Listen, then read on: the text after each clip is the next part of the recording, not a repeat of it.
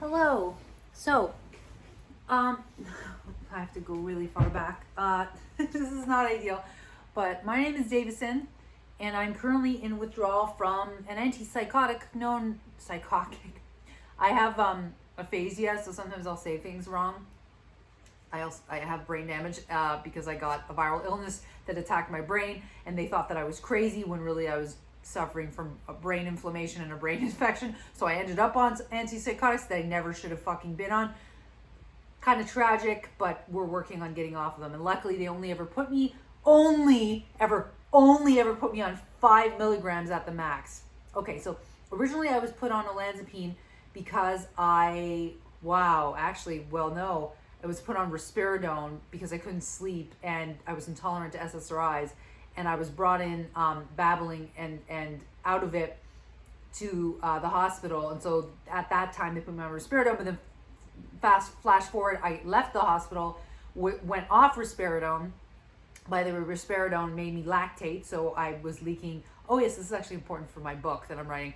But I was leaking milk from my boobs because prolactin is increased by taking Risperidone and other antipsychotics like Olanzapine, but to a lesser degree. And prolactin is the hormone that induces breast milk and breast growth, actually, in women and in men. Men often who take Risperidone end up with gynecomastia, breasts. In my case, I ended up with lactation, which I had previously lactated. I know it's too much information, but I lactated like 20 years ago. So I was like, oh, I can feel the milk, and I did the little squeeze. And anyhow, antipsychotics are terrible.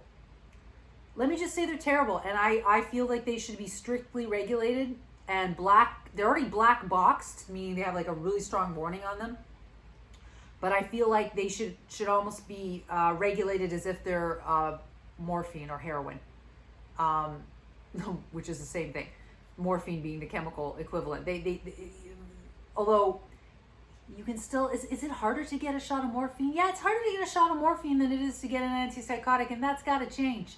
Antipsychotics should be last case scenario drugs, if ever. They harm people. They hurt people. They make it, they make it, as the title of this states, I'm in withdrawal from Olanzapine because I'm tapering off of it. So I was put on it originally because I had a terrible psychiatrist at a hospital, St. Mary's. I should call her out on it. So this Eastern, well, it doesn't matter. I will not give too much identifying information about her. But this psychiatrist, not Eastern as in Asian, by the way, but lest you think that that's what that implied. It didn't imply that.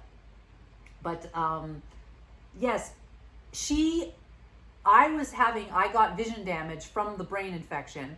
And when I was explaining that I was seeing distortions, like curves in the lines on straight lines on walls. So when I was telling them that my vision lines had become crooked in my vision, which later a retinal scan revealed that I had central serous retinopathy. I have fluid at the back of my retina. She's like, that's impossible. No ophthalmologist would ever diagnose you with something. What you're explaining is impossible. I would lose my job if I sent you to ophthalmology. And I was like, and it turns out I was right. But she's like, here, you take this pill. You take this Olanzapine. It will make you better. I prove it to you. I prove that your movements, because I was having involuntary movements after 3 weeks after going off of Risperidone. Now it's sort of a chicken or the egg thing. Did the Risperidone cause me to get tardive dystonia, which is like involuntary movements 3 weeks later, or was it a combination of the fact that my brain was inflamed, I did sustain brain damage, and it was getting worse 3 weeks after I went off the Risperidone, because I was never really on that much Risperidone, though not that much. 0.25 milligrams, the lowest dose, which they frequently just give to people to sleep or to relax, still made me lactate. So these again, antipsychotic drugs, incredibly strong, incredibly powerful, incredibly dangerous, and incredibly harmful. And they didn't do anything for me. What did it do for me? It did make me sleep, but they're major tranquilizers. Anyhow, so this horrible lady, or this ignorant lady who didn't believe me, didn't take my statements at face value, when all the symptoms I was telling doctors for months were true, and they had nothing to do with my mental health other than my brain was inflamed. So I developed more anxiety, and weirder thoughts and memory problems and thinking problems as a result, just because I was brain damaged. So that I think confused them, but they also should have believed me when I said I know that there's something wrong with my brain, and it all started with the flu.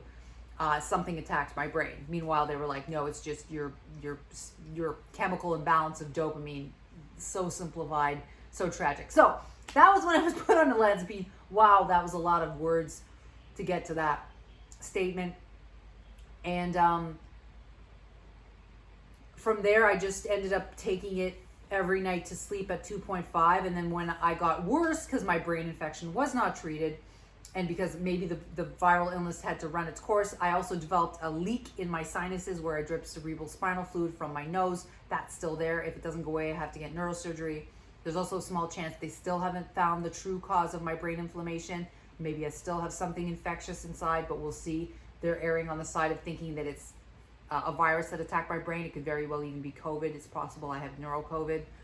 So anyhow, this is what a neurologist said, lest you think that this is me babbling because I'm a psych patient, although you should trust psych patients, even if I was one. No, I truly have a neurologist. I was truly diagnosed properly after being misdiagnosed by psychiatrists, who some were well-intentioned. They saw that I was anxious, but I was anxious because of that brain inflammation that was transient. I never should have been medicated. Just like my insomnia was transient. It never should have been medicated. And the medications do so much harm. So,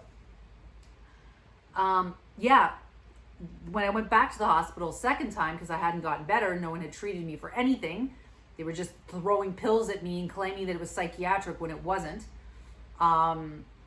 They jacked this Dr. Vader jacked my olanzapine to 5. And then since then, I've gradually been weaning myself off of it. So I went down to first about 3 milligrams. That was no problem. I barely noticed it. Then I went down to 2.5, which was the old dosage. Barely noticed it after being on 5 for a month. Then I cut back to 2.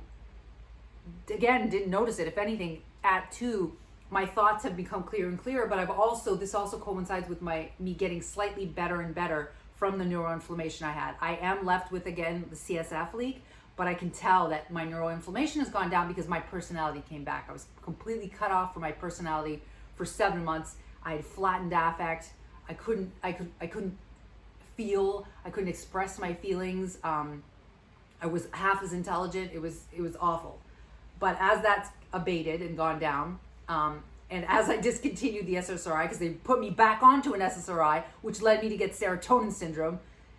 My story too, if you're a psych patient, is so familiar because everyone's been fucked over by this medication and psychiatric drugs. Very few psych patients who are put on medication are ever left without some permanent damage or transient damage. It's brutal. So anyhow, I then cut back recently to then 1.75, which was, again, my sleep kind of was a little bit interrupted, but it was fine. And then now for 2 days I'm at 1.25 olanzapine, and now the withdrawals are hitting. So very long explanation to get to this point. How I'm coping with the withdrawals: I have a heating pad right here that I'm sitting on because I'm getting muscle stiffness. So far I haven't gotten nausea, which is interesting. A lot of people get nausea when they withdraw from olanzapine. I am doing quite a fast taper. I don't recommend you do a fast taper, especially if you're in doses exceeding 2.5. Even if you're on 2.5, especially if you've been on it for a while. I've only been on antipsychotics for a total, I think, of like 2.5 or 3 months, which is more than enough. I should have stopped long ago. The longer you're on, the longer your taper should be. So I'm doing a quicker taper because I have a physical illness, a physical neurologic illness, not a neurologic mental illness. Because even mental illnesses are neurological, let's be clear. And the science on that is not perfect. And the science on that right now is actually harming people, because it's very well possible that a lot of people with psychiatric illnesses actually are suffering from certain types of brain infections that we haven't discovered yet, or imbalances in their gut, or structure. There's also those that are structural, in which case medication, it's really difficult to medicate that away. In some cases it works, in most cases it does not. So yeah, what am I noticing is stiff muscles and increased little spikes of anxiety, but they go away. That might get worse though. I also My dreaming, as I've decreased the dose of olanzapine, at 5, when you're asleep, you're really asleep. It knocks you out because it puts you in deep wave sleep. I don't know if you know that about olanzapine, but it forces the brain into this status that is more like in alignment with deep sleep, and it's even present when you're conscious, which is why you feel sort of in a dreamlike state and sort of out of it when you're on olanzapine. I don't like how I feel on olanzapine. It numbs you out. It makes you in a dream state. It affects your short-term memory. It doesn't make you angry, but it doesn't make you happy, but it doesn't make you sad. It kind of doesn't make you anything. You're just this zombie. It zombifies you. And I am the opposite of a zombie as a human being. I'm lively. I'm alive. I'm happy. I'm smart. I like my brain. If you want, I like coffee. I like stimulants. I do not like major tranquilizers. Last resort medication. So, by the way, the neurologist told me to get the hell off the drugs because it's making my dystonia worse. It's making my involuntary movements worse. It's making my brain worse. He said, get off. He's like, taper off them. You don't need them. And you're not crazy. You had a brain infection. And even if I was crazy, and even if you are, whatever society deems crazy, do your best to never be on these drugs and get off of them. Find other ways. They're hell. Absolute hell. Very limited utility. Sorry, I need some ice cream. I'm feeling rather unhinged. I'm talking about olanzapine and antipsychotics and eating an ice cream cone. I may never upload this. So, yeah. I have muscle stiffness.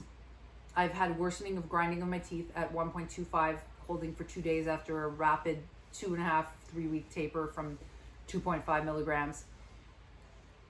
Wish me luck. I'm going to do everything possible naturally to get better. Apparently increasing GABA, but do not use benzos, helps during antipsychotic withdrawal.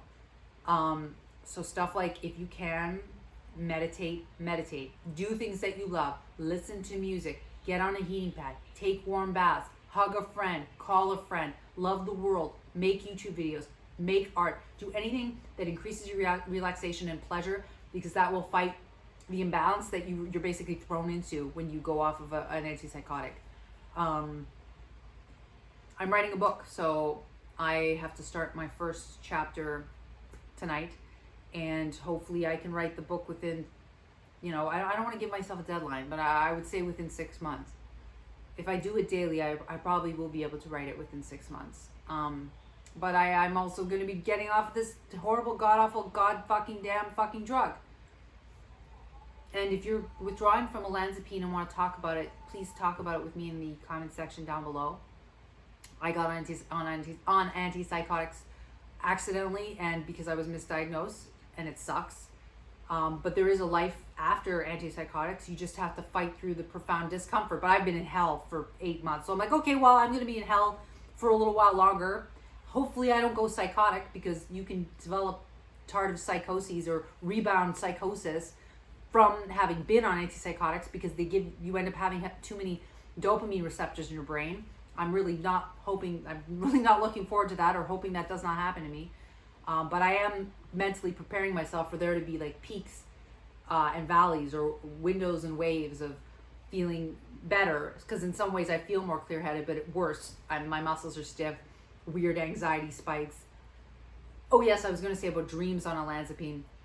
At 5, you're knocked out. At 2.5, you wake up with at least I did, with these, you can't tell the difference between dreams and reality, and that's scary. And you think your dreams were reality, and at 1.25, the same thing sort of happens. But kind of worse, I keep having more nightmares at 1.25, that I'm in the hospital again and they're torturing me. It's just really not fun. So, guys, my name is Davison. I wish you luck on your withdrawals, and slow even tapers are better than quick tapers, and get your toolbox on your side that can make you feel better, that can make you more comfortable, that can make you relax, because that's what you need, because your nervous system rebounds and is going to be overstimulated and in withdrawal when you're withdrawing from this very dangerous drug that I think deserves to burn in fucking hell. Okay, goodbye.